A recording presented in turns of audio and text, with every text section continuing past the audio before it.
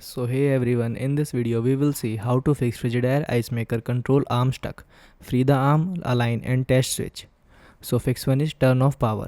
Unplug the refrigerator from the wall outlet, then alternatively flip the circuit breaker for the fridge to off. Ensure safety during maintenance. Prevent the motor from attempting to operate while working. Second fix is remove and empty the ice bin. Pull the ice bucket straight out of the freezer. Dump all old ice into the sink. Check the back of the bucket for large chunks of clumped ice. Third fix is melt the ice buildup. Locate the pivot point where the metal wire arm connect to the plastic model. Use a hair dryer on a low heat setting, then blow warm air at the ice maker assembly for 3 to 5 minutes. Stop when the ice melt and the arm can move freely up and down.